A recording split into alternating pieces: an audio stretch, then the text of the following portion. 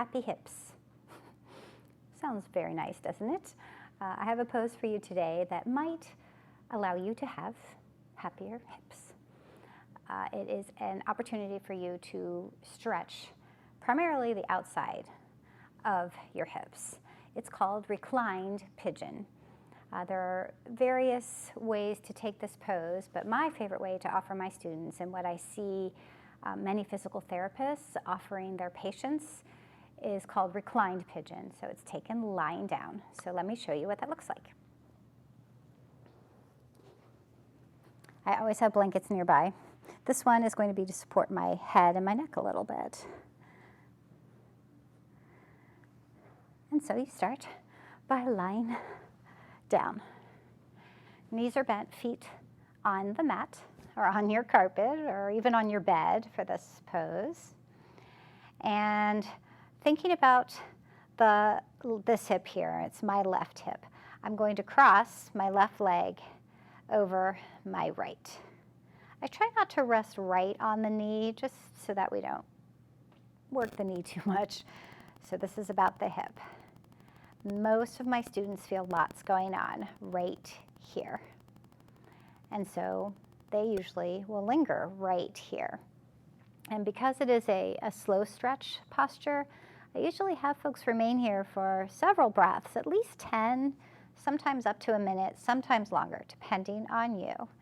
So this is where I like folks to start. Try to have the neck and the shoulders relaxed here, just focusing on the hip. If you don't feel a whole lot, there are some ways we can kick this up just a little bit. The first I would suggest is draw your toes towards your shin. So if your foot's out, let's do it this way, out like that, draw your toes in towards your shin. That might add more sensation.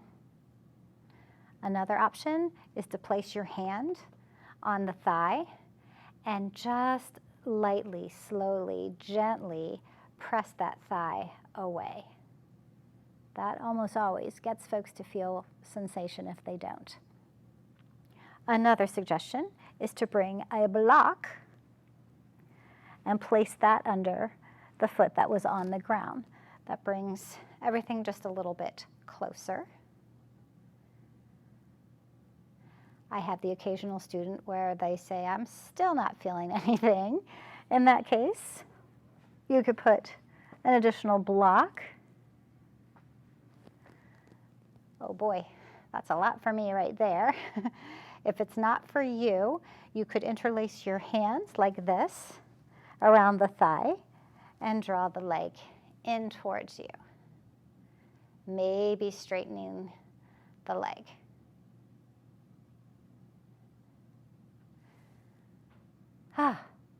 And see how that makes your hip feel. When we're finished, we would uncross, do side two, and then either between sides or certainly at the end, we'll add what's called our windshield wiper movement.